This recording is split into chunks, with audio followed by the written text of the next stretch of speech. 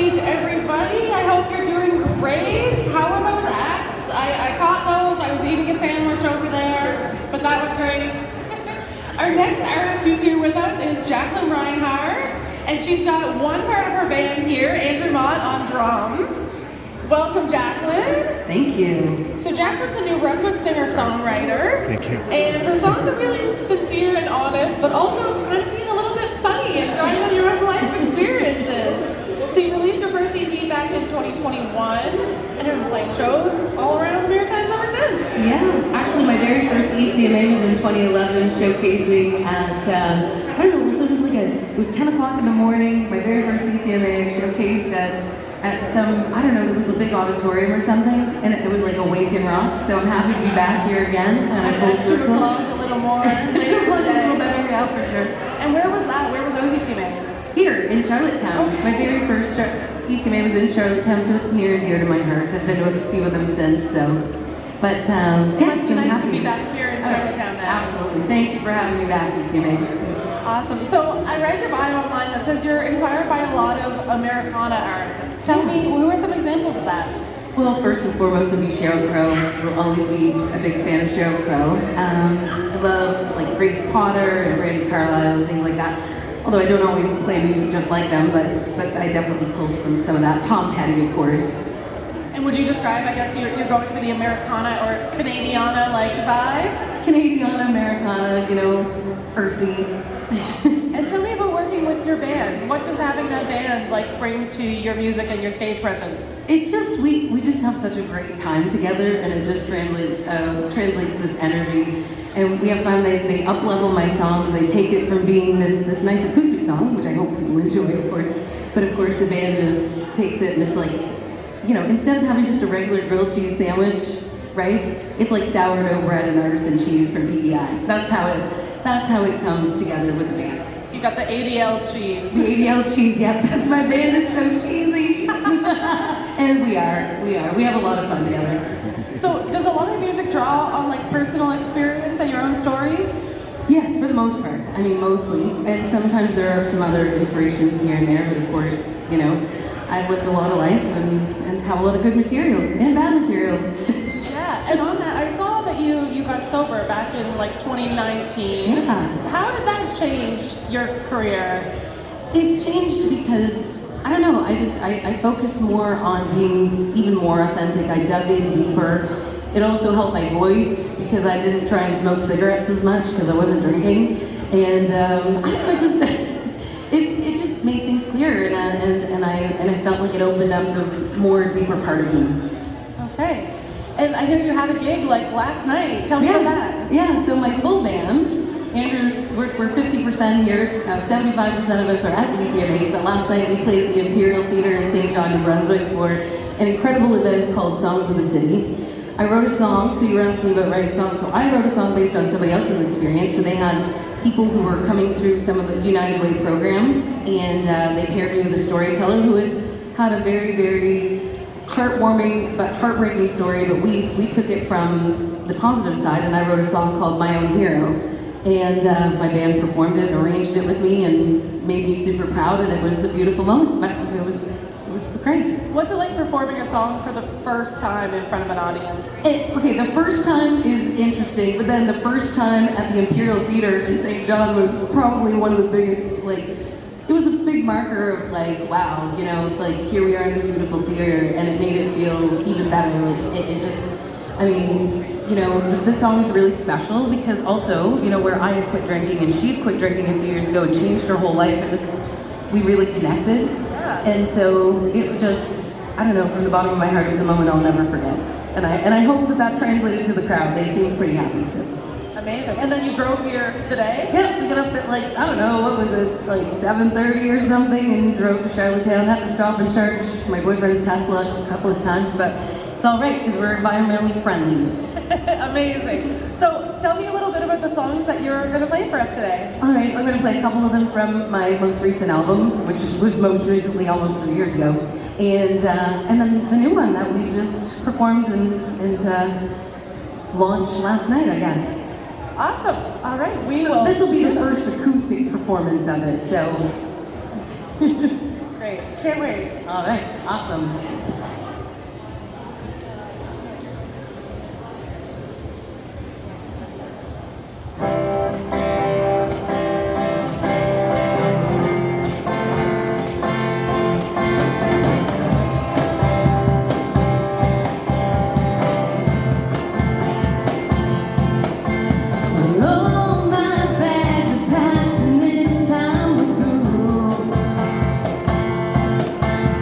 If you call, I won't come back to you. Well, I didn't take your stuff, it's my stuff too. But you know, you can keep it up like a bad attitude, 'cause I only do. Now I'm leaving, I'm done with your treatment. The only time I see you is in my rear view. The only time I see you when I look ahead, I gotta clear you. And the only time I see is in my rear view. I went through the dark, but I found my light. And now I'm on my way to a better life. Well, I'm gonna do all the things that I couldn't do. I'm gonna see who I want and I'll never answer you. We're through. Now I'm leaving. I'm done with your treatment. The only time I see you is in my rear view. The only time I see you when I'm looking ahead, I gotta clear you. And the only time I see is in my rear view. Bright blue sky, sun in my eyes. I'm on a beautiful ride. Stars have aligned, my time to shine. You're out of my sight and out of my mind. Now I can barely see you when I look in my rear view. Hey, hey, the only time I see you is in my rear view. The only time I see you. Now there's no more crying, I feel fine. And you'll only see one finger when I say goodbye. In my rear view, in my rear view. Thank you.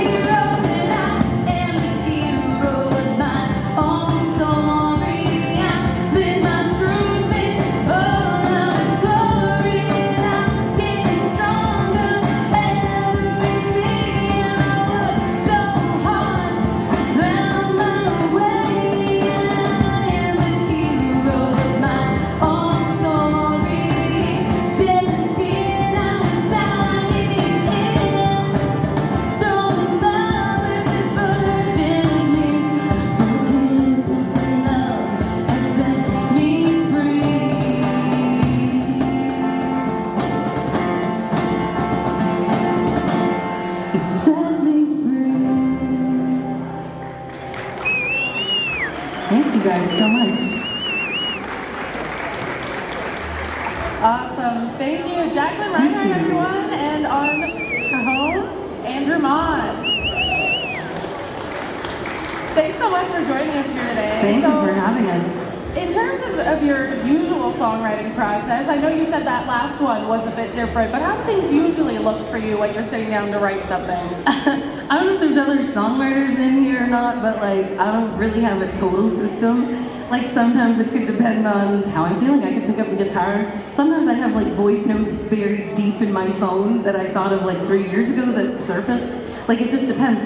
So yeah, but I mean, usually I'll sit down and I'll look at the lyrics. So once I know what I want to do, I just really review them, and once I'm like, that's a great idea and that's a great, well, what I think is a great song, then I will go back and I'll just tweak it as much as possible, and then it finally makes its way to the stage. Sometimes it takes a month, sometimes it takes 3 years. Right, totally. And it sounds like, I mean, from your music and what you've said, that songwriting is like a healing process for you. Oh yeah, it's the cheapest therapy. I mean, I do love my counselor a lot. She's very helpful, but you know, writing music is cathartic, and I like it when I get paid for it. Yeah. And so I got your album here, Sleep with Ghosts. Yes. Tell me a little bit about, you know, the songs on this and where that title came from too. So Sleep with Ghosts came from, that's one of the songs on the album. And when I was in Toronto for Canada's Music Incubator, if any of you guys are familiar with that, it was on the TTC because I didn't take my car because that seems like a bad idea. So when I was on the train, I could like think about stuff, and you know, dating is a pain in the butt sometimes, and I was like, I'd rather sleep with ghosts, and I wrote it down. And I took it to SOCAN actually, and I wrote at like the mothership, and with another guy, so it's a co-write, and we just built everything around the idea of like just owning your own self and moving on from somebody that doesn't want to be there. Okay. Yeah. And we mentioned a little bit earlier that you go for that like Americana vibe, and I also heard like it was very reminiscent of what I think of as like that early 2000s. Oh yeah, sound. I'm surprised you didn't say 90s because usually I'm a 90s kid, but yeah, definitely. So why do you and what are you trying to bring out to make that sound like old school, you know? Well, I used a lot of guide tracks, so I went through with my sound engineer, like producing wise, and I was like, ooh, I really like some of those and stuff. So I guess I just pulled from the things that I knew that I loved and wanted to listen to, and like I like my own music. So do I sound conceited or anything? Because I'm not really, like, No. But sometimes I guess. Everyone's shaking their no. I think you have to like your own music, I guess. Otherwise, you'll be like, hey, you guys want to hear a really terrible song? And in terms of like what's next for you in 2024, what can we expect?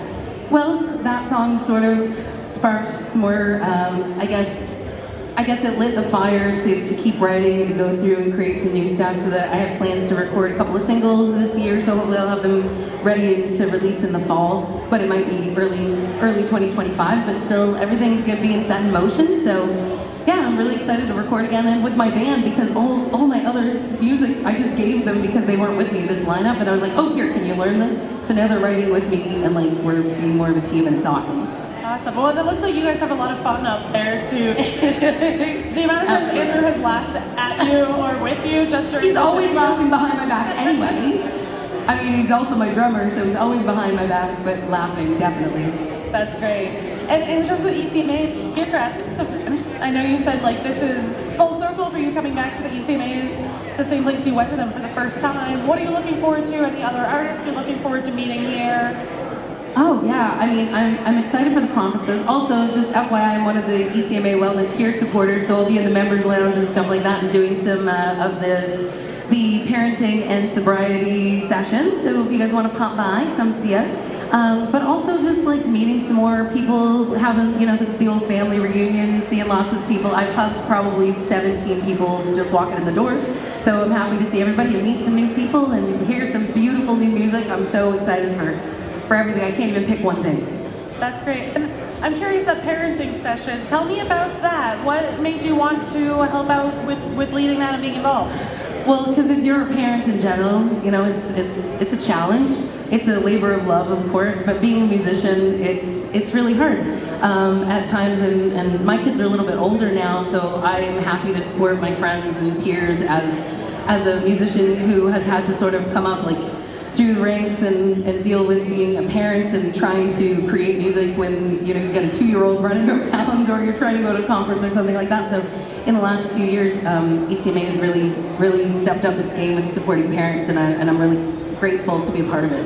Amazing. Well, thank you so much for joining us. And you said you've got copies of your CD around. Oh, yeah. I've got one here. I can use this because I have an '04 Civic that has a CD player. Yeah. So if you don't know how to use CDs, I can send you a YouTube video on how to use them.